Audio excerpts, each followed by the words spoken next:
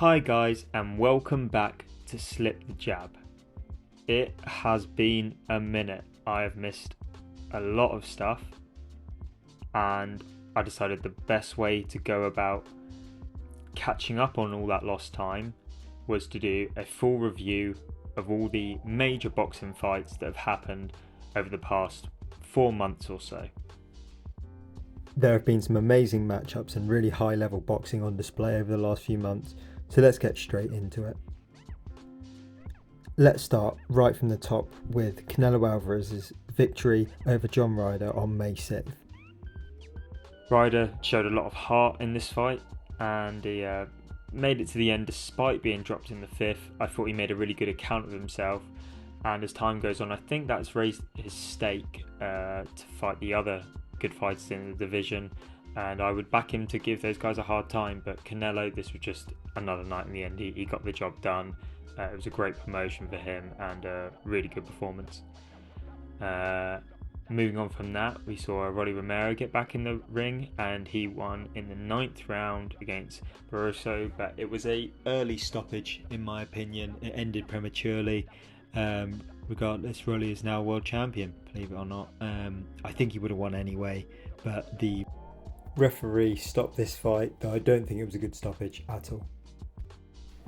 Next we had the Katie Taylor versus Chantel Cameron undisputed fight for the IBF, WBO, WBC, WBA belts, in which Cameron walked away the victor. Also, shouldn't leave out the IBO belt that was on the line as well. Brilliant fight. Katie Taylor stepping up in weight for this one.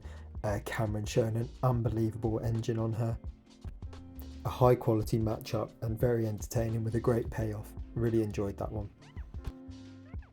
Moving on from this, we then had the Haney versus Lomachenko fight. A lot of controversy around this one as it resulted in a unanimous decision victory for Haney. As I said, controversial decision, but ultimately I think this got blown out of proportion for what it was. It was a highly competitive fight. The high level boxing delivered. Most people had it 50-50 going in, and you could look at it being a 50-50 coming out of it. I can see how a unanimous decision victory had come out of it. I can score it 7-5 either way for both fighters, or a draw. I didn't think that either of those were a bad decision. I think one of the scorecards of the judges was stretched out a little bit further than I would have thought it should be, but ultimately the result I don't think is a big deal. And I challenge anyone to watch that fight and just score it first time if they haven't seen it already, because it can be difficult to score fights like this. You know, you had Haney getting a few body shots in, but then there was a few shots that seemed to miss and look like they hit, and then when you watch it back you're realising that these are actually not connecting, so they're not scoring points. But when you're watching it live, it's very difficult just to get appreciation of what the judges have to do. After that, we're looking at LiQWYD versus Lara, their second fight, which ended up in a unanimous decision victory for LiQWYD. Lara came into this one out of shape. It was a good performance from LiQWYD, and he did what he had to do. He's due to fight Josh Warrington next in October. I can't really say much more about it than that. It's on Lara to come in shape, and he didn't do that. After that, we had Catterall versus Foley. Catterall back at 140 with a comfortable win since the Josh Taylor fight. He controversially lost.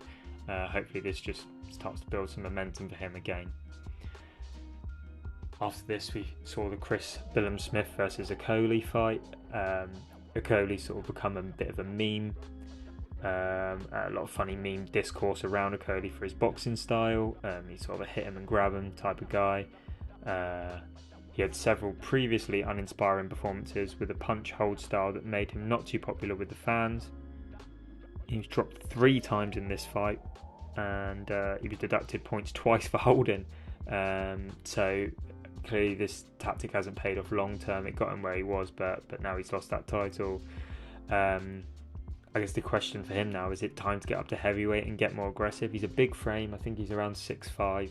He can definitely carry that weight, and he can bang, but he needs to mix up his style, maybe get in a cronk gym, and don't rely too much on this hit and hold, because you get judges like this, which I prefer, because I don't think boxing should have as much holding as what Okolie does, and he ends up losing fights.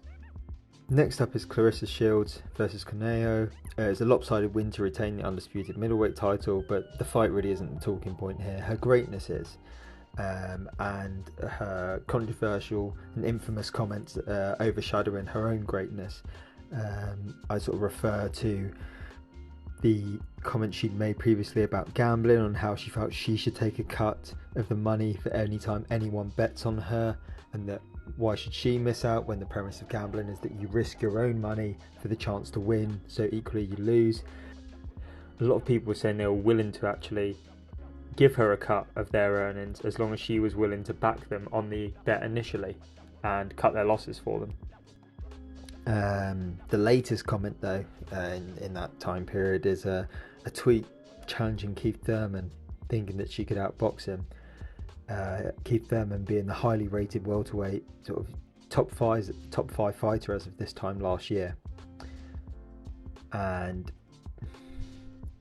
Claressa Shields is, as I said, an unbelievable boxer, but she would get absolutely destroyed by Keith Thurman. It would be a complete no contest. There's a reason there are sex splits in boxing, and it would just result in a really brutal fight, with Keith Thurman winning by knockout. Keith Thurman, to his credit, said he would happily do something for charity, and I would still like to see that as just like a more fun, more relaxed affair. I think they could promote it really well, make a lot of money for themselves, for charity, or I think he said everything for charity. Do I think anything's going to come of it? No, but I'm just not quite sure where Claressa Shields' headspace is at the moment with some of the comments that she makes. Moving on from that, we have Teofimo Lopez for Josh Taylor in one of my fight of the year or performance of the year candidates. This is for the light heavyweight WBO, and Lopez won a unanimous decision. It's a very impressive win versus Josh Taylor. He immediately said after that he would retire at only 25 years old. Lopez has since gone back on the statement of retiring at only 25 years old and vacating his title, and looks like he's going to stay around boxing, as he called out Devin Haney.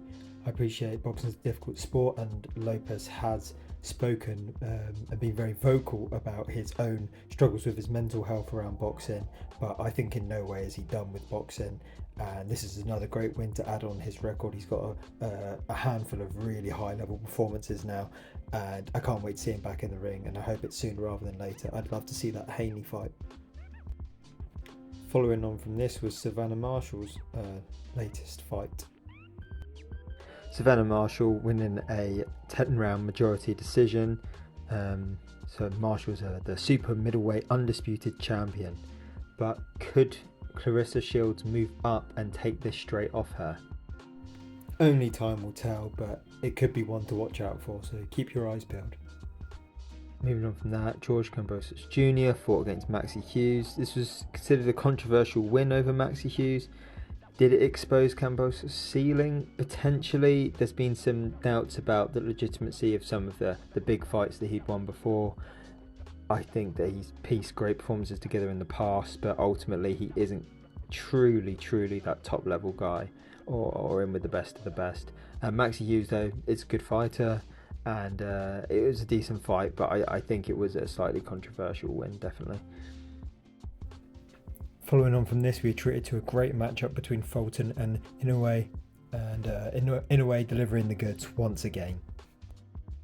I think another great performance from Inoue, TKO in round 8 versus Fulton. Inoue moved up in weight to win the unified WBC and WBO super bantamweight titles.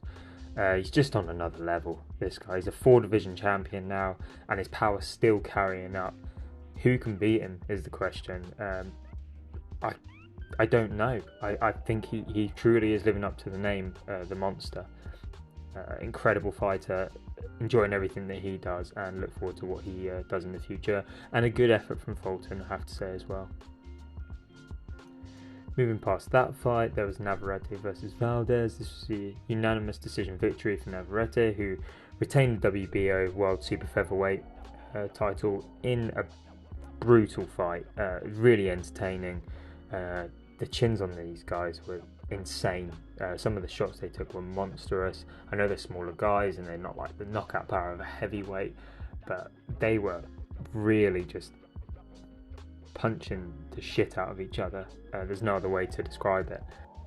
Really entertaining fight from these guys, and looking forward to see what they both do next. Moving past that, there's the Chris Eubank Jr. fight that happened recently against Liam Smith, the rematch. Chris Eubank Jr. had lost that fight initially. The first fight coming into this rematch, it was semi-expected of him to show up, but there's a lot of doubts about Chris Eubank Jr. and really where his ceiling is. Is he of that caliber? He's lost some big fights in the past when his moments come around, but he stepped up to the plate and he put on an amazing performance. I think he made all the right calls with changing coach. His style for this fight was brilliant. His focus was brilliant. There was a lot less talk, a lot more action. He just looked laser focused. He wasn't fazed by Liam Smith at all. Liam Smith, I think, was believing his own hype going into the fight, and he said he had some trouble with making weight and had some injuries and things like that, but ultimately I think he would have struggled to beat Chris Eubank if he was at perfect health in the best fight condition. Eubank was just on another level this night. It was probably the best that I've ever seen him fight. I thought tactically he was sound and he didn't make stupid decisions. He didn't showboat too much. He didn't rely too much on his good head movement and erratic movements, not too Roy Jones Jr. like anymore, just really throwing some good punches and piecing together a really nice fight, and it just was target practice for him by the end of the fight. I think something else to note as well is he threw some amazing uppercuts in this fight. His punch selection and his combo choice was really on point.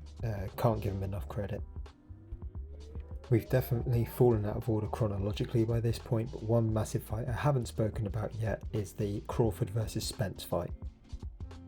I think this needs a video in its own right, but as a quick overview, Crawford beat the brakes off of Spence. Many had it 50-50 going in. I was rolling with Bud, but no one expected it to be that dominant a win from Crawford.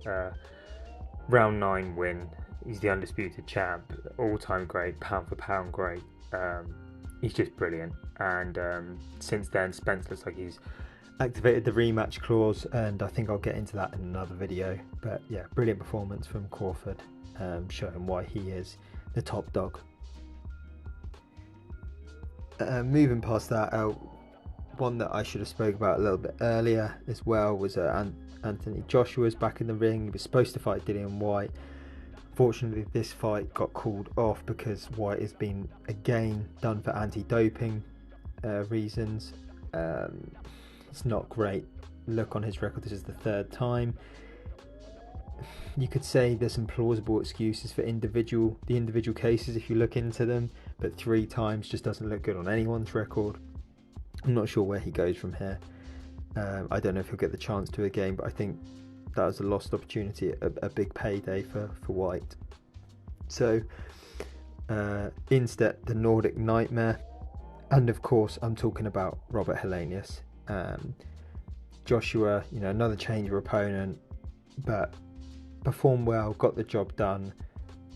I think he had the ability to get this guy out there anytime he wanted. People, again, still with the narrative on Joshua of he's not the old Joshua, he's not being ruthless or too aggressive enough and things like that. But I think this was all get some rounds under him.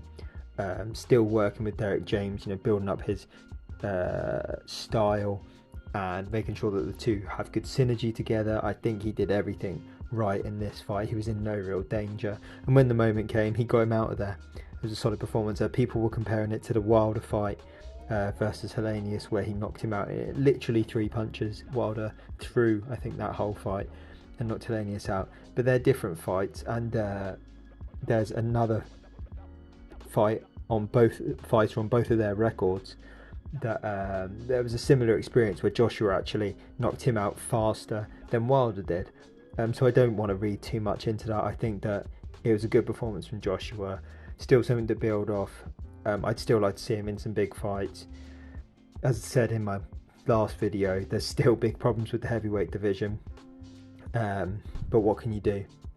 He's moving forward. and hopefully we'll see him in the ring again soon. Speaking of the heavyweights, we did have the matchup between Alexander Usyk versus Daniel Dubois. This was marred in its own controversy in its own right, because Usyk won the fight. However, he was dropped by a quote unquote body shot that was a low blow, and a lot of people were saying that this wasn't a low blow. Where do I sit on this side of things? I think that it was a low blow. I think that the referee should have been more clear at the start of the fight with stating where the belt line was. Usyk's trunks were up right on his belly button, which is usually considered the point of where a low blow could be measured below. So it makes it harder to specify, but this isn't Dubois' fault, and it's not really Usyk's fault either. I think it's on the referee to define that boundary. I can understand when people go in either way, but yeah, I think this was a low blow. Do I think he was seriously hurt? I think he would have got up if the ref was counting. There's a clip going around of him, I think in the amateurs, taking a low blow or a low body shot even, and the ref started counting and he did just get straight up. Not saying that's the same, it's a totally different game with Dubois. He's got decent power, but I think he would have made the count. It was interesting to see his style change as well. He was sort of dancing around, bouncing on the back foot. Dubois didn't really have anything for him, but then Usyk seemed a bit more annoyed and wanted to get him out of there, so he pushed forwards more, but that left him more open to shots, so Dubois made a good account of himself. If they really wanted to push it, I'd say the ref was being more biased towards Usyk. Usyk was complaining a fair bit at times. Some of them were low blows, some of them weren't, but I think he was getting it in the head of the referee to watch out for these things. In the end, I think that Usyk won and Usyk deserved to win, and I wouldn't mind seeing a rematch, and I'd like to see Dubois in more big fights. The only other thing that I would say is that he did get dropped by a jab by the end of this fight. Now, I don't believe about the questioning his heart thing with his fight versus Joe Joyce. He had a really serious eye injury. I don't think anything should be held against him for that fight. You don't want to lose your eye, you don't want to end your career prematurely. I think he did the right thing by taking the knee.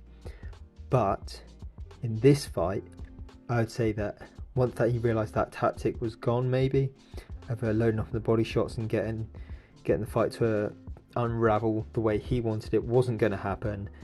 I do feel like there was some quit in him, and I'm shocked that he got dropped by literally a jab, went down and that was it. And I don't have many other thoughts on that fight. I thought Usyk looked pretty good. I don't think he's as vulnerable as everyone was thinking, and I think there could even be an element of what he claimed he did with the Chisora fight, where he looked worse than he did to try and goad a big name fighter. At the time it was Anthony Joshua. This time he's trying to get Tyson Fury in the ring with him for undisputed. We'll see what happens. I don't really want to waste much breath talking about Fury at the moment. I think he's wasting a lot of people's time talking about big money fights. I think it's one fight at a time for him, and the Ngannou fight is what's next for him. So that's my roundup. A bit of an eclectic mix. I appreciate some of those fights were out of order, but just sort of my brief thoughts and overview on each of those fights. I hope you enjoyed listening to that. I hope it's given you a good overview of what's been going on, and I hope to catch you guys in the next one. Take it easy.